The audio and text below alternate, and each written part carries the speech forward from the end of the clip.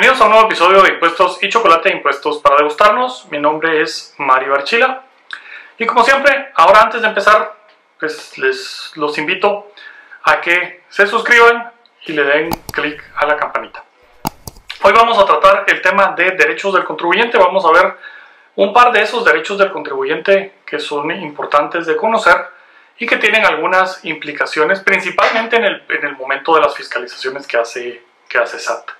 Entonces no se vaya a ningún lado, quédese por acá y vamos a ese tema. Los invito a todos a que se suscriban en Patreon, patreon.com/impuestos y chocolate. Ya vamos a tener más cursos y seminarios subidos ahí para que los puedan ver cada vez que quieran y tengan dudas y quieran profundizar algún tema de defensa del contribuyente, impuesto de la renta, IVA y demás. Hay muchísimas horas ahí. También una vez al mes tenemos una reunión con los Patreons VIP en la sección VIP, donde vía tecnología moderna pues platicamos y aprendemos mutuamente sobre temas de impuestos en esas plataformas. Así que los invito a que se suscriban por ahí. Si están oyendo esto en podcast, les invito a que dejen un review. Si lo están oyendo vía Apple Podcast, que nos dejen 5 estrellas. Y a los demás, pues por favor, trasládelo a todo mundo que usted conozca que paga impuestos. Y ya sabe, hay dos cosas ciertas en la vida: la muerte y pagar impuestos. Así que no discrimine y mándeselo a cualquier persona. Vamos entonces con el tema. Esto es Impuestos y Chocolate. Derechos del contribuyente. Pues bien, el artículo 21A que se adicionó al Código Tributario con el decreto 37/2016 y entró en vigencia el 22 de febrero del 2017, tiene algunos derechos del contribuyente que es importante que los vayamos viendo y conociendo, ¿verdad? El número 1, por ejemplo, es ser tratado con imparcialidad y ética por parte del personal de servicio de la administración tributaria.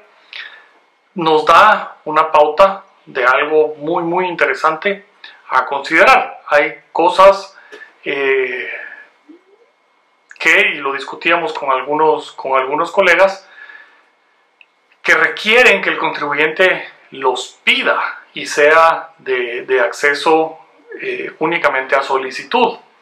Sin embargo, al decir que sea tratado con imparcialidad, nos lleva a un ámbito en el que la administración tributaria debe dejar de pensar en sí misma, debe dejar de pensar en qué sería lo que mejor le conviene a la administración tributaria para lograr sus fines y tratar de manera imparcial al contribuyente. Y eso quiere decir, por ejemplo, y este era el tema en concreto que platicábamos, legalmente la prescripción tiene que ser solicitada por el contribuyente, pero en procesos de fiscalización, automáticamente la administración tributaria, para poderse conducir de manera imparcial frente a un contribuyente, tiene que dejar de solicitar información de periodos ya prescritos y tiene que dejar de pretender el cobro de obligaciones que ya están prescritas también.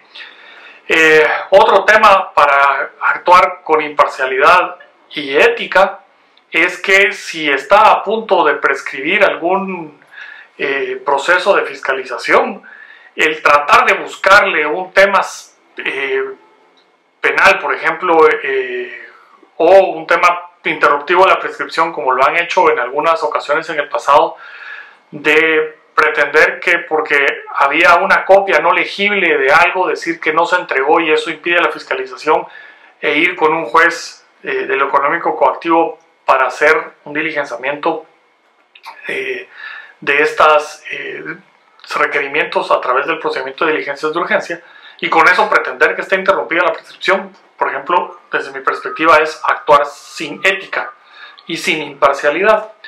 También la imparcialidad de la administración tributaria debería de venir dada en el hecho de no resolver cuando alguien pide ser agente de retención del IVA, no resolver desde la perspectiva de, y eso lo he visto en varias resoluciones, en el que indican que la administración dejará de percibir tanto en retenciones que se le efectúan a ese contribuyente si se le califica, y por eso es que no, porque no le conviene al fisco.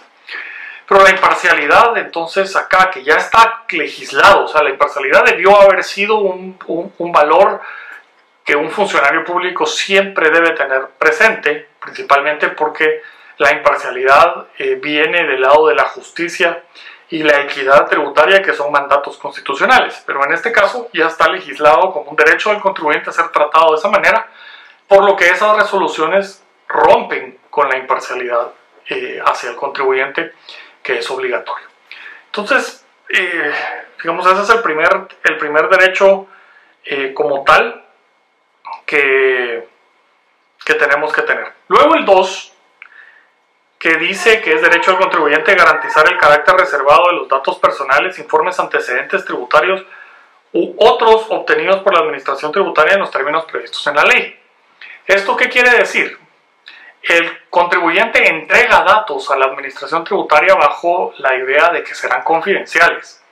Y hemos visto, y lo platicábamos con una colega, saludos a doctora La Parra, que se ha visto que dentro de las informaciones que se tienen, le piden a un contribuyente cierto tipo de informes dentro de una auditoría para ese contribuyente, y le dicen que identifique o integre o presente el listado de los montos por contribuyente NIT de retenciones de IVA realizadas o de retenciones de impuesto a la renta realizadas.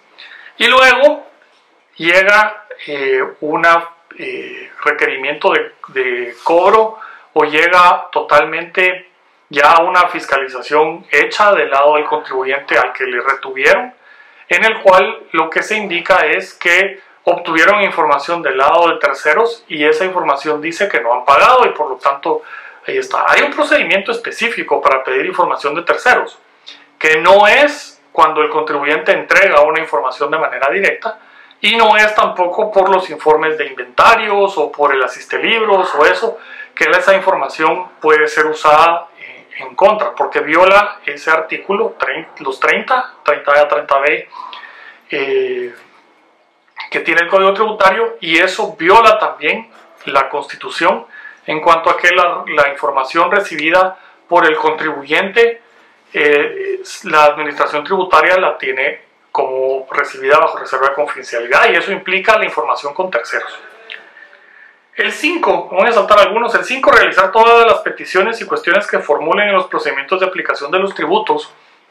Ahí es importante en la parte de procedimiento administrativo como tal, que muchas veces se solicita el diligenciamiento de ciertas pruebas y la administración tributaria simplemente recibe los memoriales, transcurren los 30 días y no responde y no realiza esas diligencias.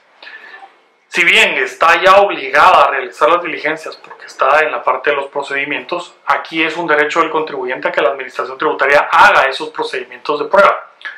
Y estos vicios, al no realizar esos procedimientos de prueba, pueden tener incidencias y deberían de ser sopesados ya en el contencioso administrativo como vicios del procedimiento, y por lo tanto falta a la juridicidad del acto administrativo, y con eso anularlos y dejar sin efecto los ajustes. El número 7, el derecho número 7, no proporcionar a la administración tributaria los documentos de identificación personal y los utilizados para el registro, inscripción o actualización ya presentados y que se encuentren en poder de la administración tributaria.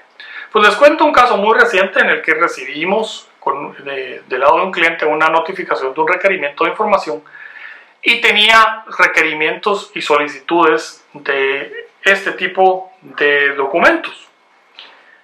Y pedía la escritura, las patentes, el nombramiento, todo eso ya consta en los registros, eso es lo necesario para hacer la inscripción en el RTU y su actualización. Planteamos por ello una nulidad, y la respuesta fue que ellos tienen la obligación de verificar que los documentos que están en la administración tributaria son los que tiene el contribuyente en su poder para hacer una fiscalización, cuando acá es un derecho del contribuyente no proporcionarlos. Y encontramos, y aquí hago un paréntesis, que estaban requiriendo que se presentara una solvencia, No es obligatorio obtener una solvencia, por eso es que no puede pedirse dentro de los procedimientos de fiscalización que se solicite una solvencia al contribuyente. Las solvencias son obligatorias para ciertas cosas en ciertos momentos, pero no en el procedimiento de fiscalización. Me pareció muy extraño y obviamente que violando las partes de imparcialidad y ética y demás que ya habíamos comentado, esta gerencia resolvió sin lugar las nulidades. Y eso pues es, digamos, problemático, porque no hay una coherencia en cuanto a los criterios administrativos intentados, porque en otras gerencias y hemos presentado esas nulidades y ya las han resuelto con lugar y han hecho las modificaciones a los requerimientos de información respectivos. El punto 8, o el derecho número 8, repetición y devolución de los pagos en exceso en la forma, procedimiento y plazos que establece la ley, pues está como un derecho del contribuyente, pero obviamente hay un procedimiento de restitución y el procedimiento de restitución tiene ciertos pasos y esos pasos pues tristemente en Guatemala no se han cumplido. El problema que hemos encontrado es que hay resoluciones favorables al contribuyente para devolver y luego empieza un ping-pong entre la administración tributaria y el Ministerio de Finanzas y el Banco de Guatemala, porque que los fondos, que la resolución que no se traslada, el Banco de Guatemala dice, el SAT no me ha mandado el informe de esa resolución, no tengo conocimiento, el Ministerio de Finanzas dice, no tengo presupuesto para devolver en este momento, y empieza a ser un calvario luego de haber obtenido una resolución favorable de la administración tributaria para la devolución de sus pagos en exceso. Número 9. Se aplique la prescripción de la acción de la administración tributaria para determinar obligaciones, imponer sanciones y exigir el pago de la deuda tributaria en casos previstos en el presente código. Y regresamos al punto inicial, donde hablábamos de ser tratado con imparcialidad y ética. Mi perspectiva es que este artículo obliga a la aplicación de oficio de la prescripción y no pretender esa zancadilla al contribuyente haciéndole un requerimiento para ver si paga previos que están prescritos. Pero, digamos, la otra postura es que de todos modos la prescripción tiene que ser requerida por el contribuyente porque nuestro código permite la renuncia de la prescripción. Cuando tenemos en el punto 3, ser informado y asistido por la superintendencia en el ejercicio de sus derechos y el cumplimiento de sus obligaciones tributarias, le coloca también la obligación, eso es desde mi perspectiva, a la administración tributaria de informarle que tiene el derecho de la prescripción para ciertos periodos. Entonces, al ser esto normas particulares de derechos del contribuyente, creo yo que sí tenemos que aplicar la especialidad y la posterioridad de la norma y por lo tanto exigir la aplicación de oficio de la prescripción como tal. Conocer el estado de las actuaciones administrativas y la de tramitación de los procedimientos en que sea parte. Sobre este particular, la administración tributaria deberá poner a disposición de los contribuyentes en el portal de internet de la institución un vínculo que muestre la etapa en que se encuentra el proceso. Esto es muy importante que si se haga y que el contribuyente tenga acceso a conocer en qué etapa van los distintos procedimientos que pudiera tener. El número 11. Se identifica el personal de la administración tributaria bajo cuya responsabilidad se tramitan los procedimientos en que sea parte. Aquí hay una discusión, digamos, de hace muchos años, que la administración tributaria, digamos, había venido haciendo bien y luego de repente cambió su criterio y no sabemos por qué, o yo no entiendo el por qué. Normalmente los procedimientos de fiscalización notifican el requerimiento de información, pero no notifican, y antes sí lo hacían, el nombramiento. Y lo que indican es que el nombramiento no es una resolución. Y digamos, en esto creo que hay que aclarar a la administración tributaria en su conjunto que las administraciones públicas solo pueden operar por medio de resoluciones.